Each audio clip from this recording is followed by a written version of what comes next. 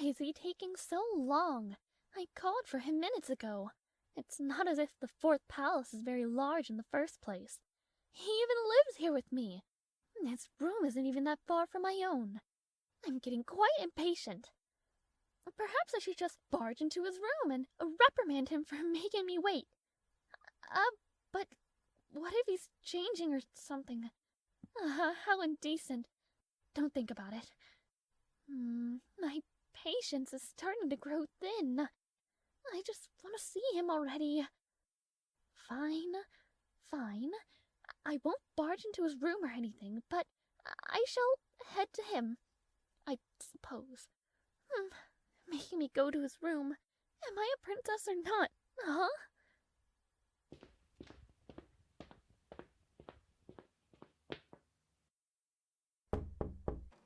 Anyone there? Sir Knight, it's me, Aera. Sir Knight, there you are. And good, you're decent. Nothing, never mind. Where were you? I waited a whole 10 minutes for you, and you never came to my room. Perhaps the maids disregarded my orders again. Never mind. Anyway, what were you even up to? I can't really wrap my head around whatever you mean. Well, sit down, will you? Remember when we first met, during the summer months? I had dragged you to buy dresses and to get you fitted for some clothing. Well, I didn't nearly spend all my funds for nothing. Yes, I remember. You kept objecting, saying your coat and armor was enough for you. Well, I had gotten invited to a ball a little before my coming of age. I was planning on rejecting it, but when you came into my services, I decided to accept. It's being thrown by Duchess Habercorn. Her daughter, Lady Cornelia, will be having her coming of age, and she happened to invite me, surprisingly enough. Yes, I haven't seen her in ages. I suppose my relationship with her wasn't as strained as I had thought. The last time I ever saw her was shortly before my mother's death. Lady Cornelia's birthday, her 11th, was a large banquet in her massive garden. Dear mother had taken me to go, and, well, shortly after those days she had fallen ill. The winter weather was not much help either. Well, this is not time to discuss these matters. Anyhow, remember what I had mentioned in the garden? You'll be taking me to social events from now on as my partner. Again, don't get any funny ideas. It's not as if you'll be my lover or anything like that. Remember, your job is to keep other suitors away from me. If Queen Despina even hears a single whisper of a favorable suitor who fancies me, she'll be sure to get on my case as soon as possible. She'd probably marry me off to someone from her faction so that I no longer have power of my own. But with you, someone of your station, I'd become even less desirable, keeping a lover already and that of a knight? Seia would have a laugh at me. Seia. Yes, well, Queen Despina's only daughter, the second Princess Seia, she's busy with marriage dealings herself. I'm not exactly sure, but that's why the royal family has kept their eyes away from me for so long. Both brother and Seia are seeking political marriages at the moment. Well, even if Seia is a pain, I don't exactly wish her to suffer. She was just born to an insufferable mother. Hopefully her potential husband won't be too awful. Anyway, this is the best possible choice for me, to trick high society. But nothing makes a nobleman despise you more than already taking a lover. Queen Despina's too preoccupied, and no suitors will want to approach me. It's perfect. I will not be bogged down by some silly political marriage. Besides the whole marriage thing, you make me feel rather safe. You have no idea how it feels to be all alone when you go out, especially as the first princess. All eyes are on me. Even as a child, I could always feel their prying stares, their murky colors, It's unbelievable sometimes, and before you came here, I was all alone. I was only surrounded by those who wanted to hurt me. Oh, well, at least you can be trustworthy. I believe in you. Now that I'm not alone, I'm rather excited, you know? The grand chandeliers, the live music, the fancy ball gowns, and that dizzy feeling you get after dancing. I never got to experience a formal coming of age, and, well, this is something I've yearned to experience, even if it's not my own. So, in 3 days' time, we'll be headed to the ball together. I do hope you'll be well prepared with dancing and all that. Do not embarrass me. We will leave at 5 sharp for the Habercorn residence on Sunday, so try to study up on etiquette, all right, and brush up on dancing. You'll be my only dance partner all night, so if you make a fool of yourself, you'll only make me look like a fool as well. Anyway, I'll call for you later. Enjoy the rest of your morning. Yes, I don't need your services. I have some business to attend to in my study. Enjoy your break, dear knight.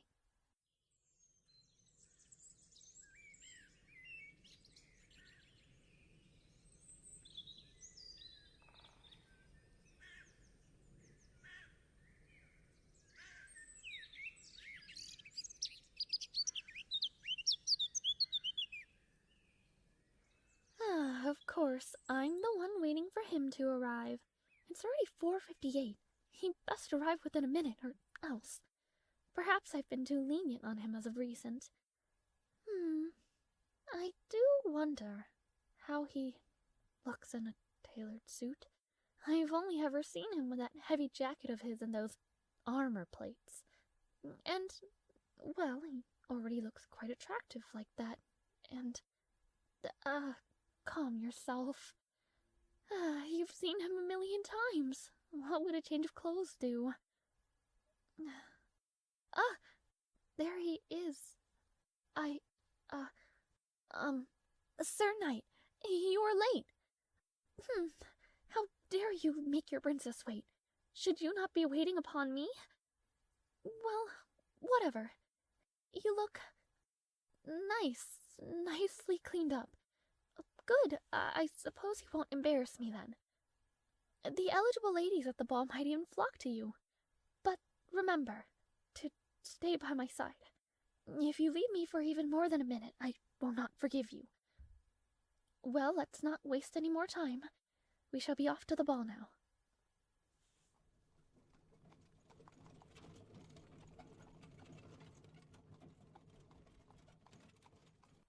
Well, I suppose now that we're here, let's go over a few things before we enter the ballroom. I want to make it clear that you're my partner.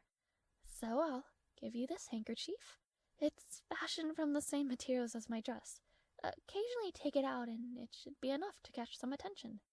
You'll dance with me for the first song and do whatever you think it's necessary as well to make it seem as if we're lovers. Although I'm not sure what lovers do at balls or formal events. I've only ever read stories, so that is something else I'll be tasking you with. One more thing. Let me take your arm before we head in. Well, let's begin this little facade then.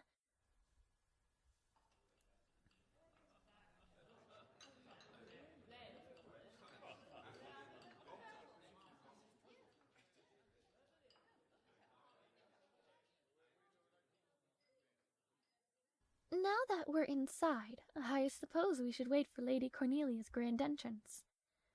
This is everything I've been waiting for. Look at how beautiful this ballroom is. So, have you ever been to a ball before?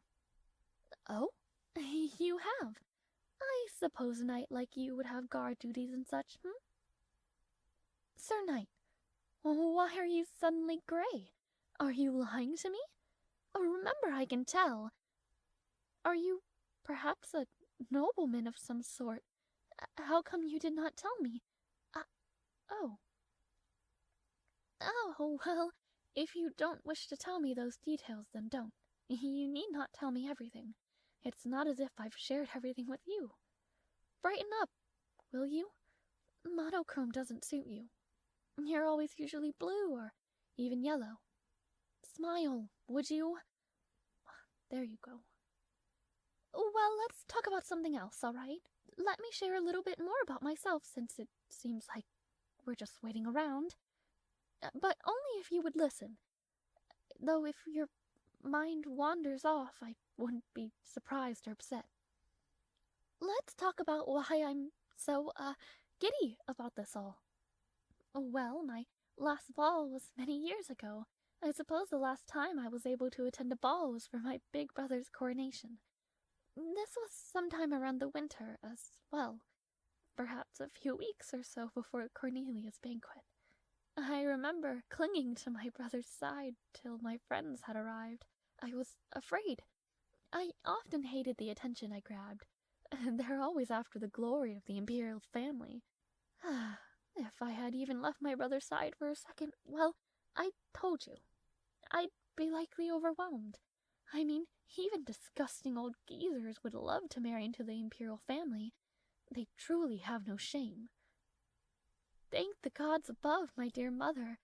Well, she had no intentions of letting me be engaged so early. Of course, at the time, she had control of the inner palace as well. When my friends finally arrived at the ball, I was able to socialize with them for a good long while. I remember Aaron, Cornelia, and the twins Faye and Mara.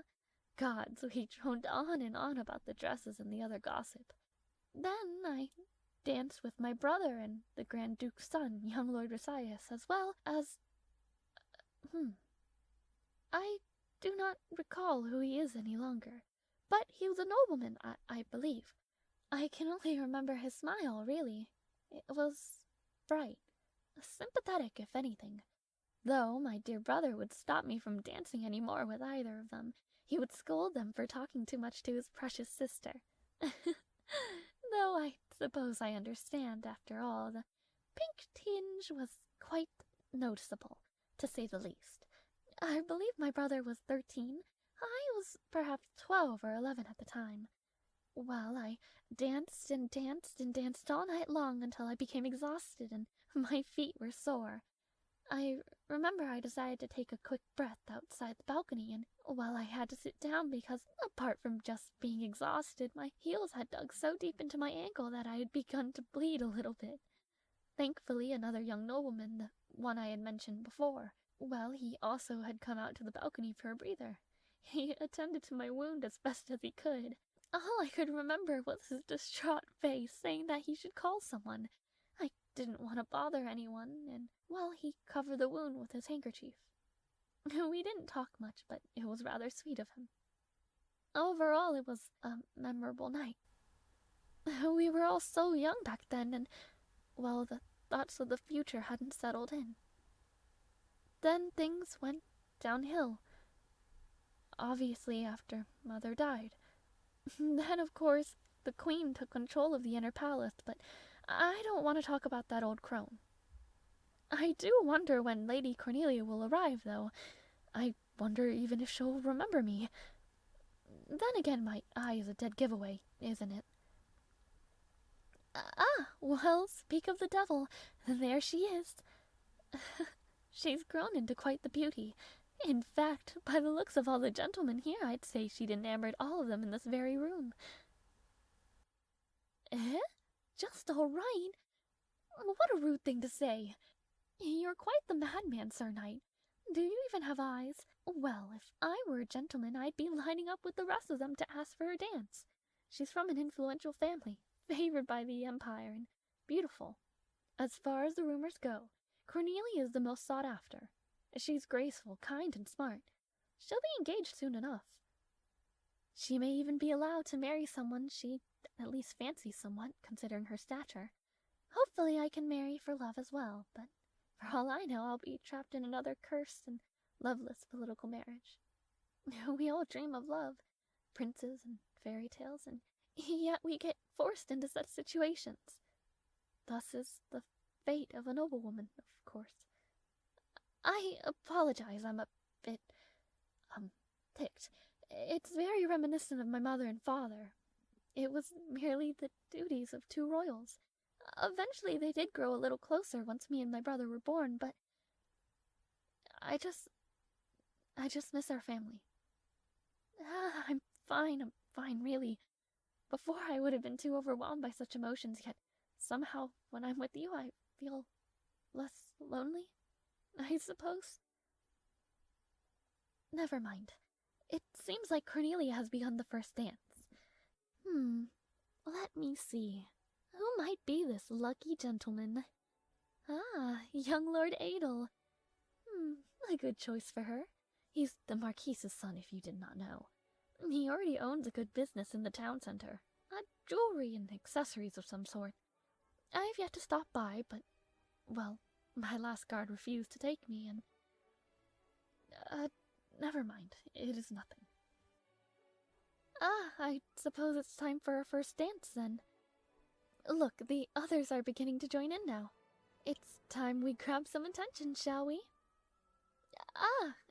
Yes, your hand. Thank you. Have you danced before, my knight? You seem quite quick on your feet, and I can't sense a lick of rigidness from you. It's been quite a while since I've danced with someone myself. I've only ever attended lessons from Dame Alias. So you have danced before. And how many years has it been? Oh, well, it has been quite some time then. Goodness, 5 years, is it? I am surprised you dance so well, honestly.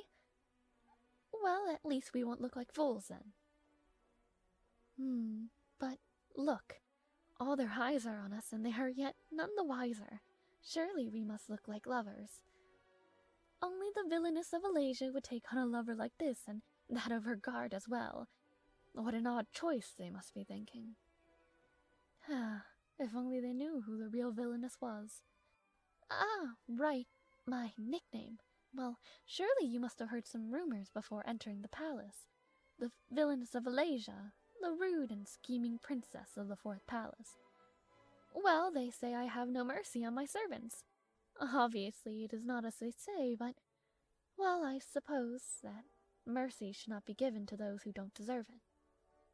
I apparently also envy my sister Seia, seeking to rid her of her title. As if I'd care what she's done. Even if the rumors are true, I take my nickname with a grain of salt. After all, I know what's real and what's not. But, oddly enough, I also take it with pride at the same time. It allows me to have, well, a little bit of freedom.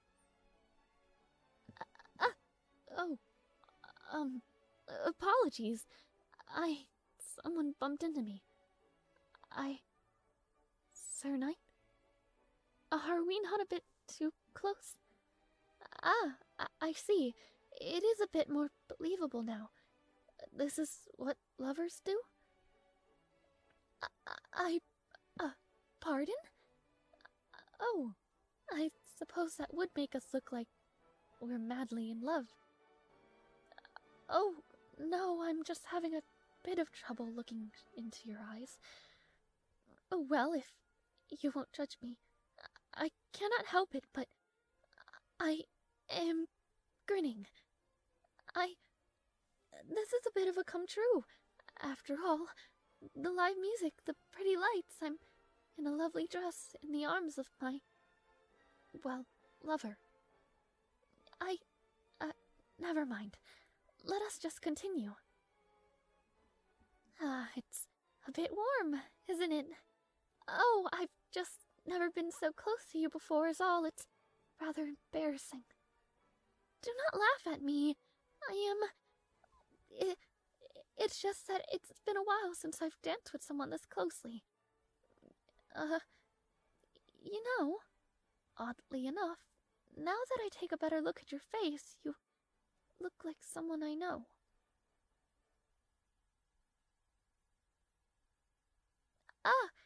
Yes, the song is over. I just need some fresh air. You go and get a refreshment. For both of us, or something. I'll be right back, but I'll just be a minute. I must be really out of my mind. The song ended far too soon. Breathe, Aera, breathe. The dance was probably just too strenuous for me. Who am I kidding? I cannot think of these things. I'm a princess. And this is a sham. I cannot do this. Not now. But my head hurts. Why, isn't it Princess Aera? Uh-huh. Who's there? Young Lord Adder. It has been quite a while, hasn't it? You look well, don't you? Why, yes, I am quite well. It is nice to see you once again. I'm surprised you haven't gotten engaged yet. Oh, well, I have yet to be engaged, as the Emperor is currently focused on the Crown Prince's and the second Princess's engagements first. Well, perhaps I should take up the chance then? I am flattered, but I am taken. Who? Who would dare? It is none of your business, young Lord Hatter. Please, leave me be. I have no wishes to talk to you. Some foul and crude fool dares to take you from me? Young Lord Adder, I will never marry you. It'd be best for you to leave. Stop it.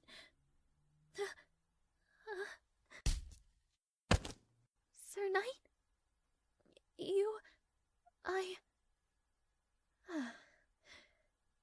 You were a good minute late. Wait. Do not be too hasty. I have something to say. Young Lord Hatter, you are quite mistaken. I am not some object that you may push and pull around. I have quite enough of that. You cannot bid on me as if I am some jewel at an auction. The amount of times I have been harassed, whether it be supposed guards or stupid entitled noblemen like you. This will not happen again. Do you not remember who I am? I am Princess Aera, the second in line to the throne of Pencos, the villainess of Alasia. You are quite the delusional fool, aren't you? You are but a lowly cur. Do not make me waste my time on some unsightly rubbish like you. Should you even dare to look at me in the eyes, I will get rid of you like the others. I wish not to bloody my hands again. And this knight is not some foul or crude fool, as you would put it, unlike someone like yourself. Be grateful I am letting you go easy, unlike some wretched men before you. Go. Never approach me again. Thank you. I am fine. His disgusting nails merely broke little skin. I will heal. I always have. I can handle myself. I told you. There's no need to dirty your own handkerchief. Thank you, Sir Knight. It helps to have someone by my side.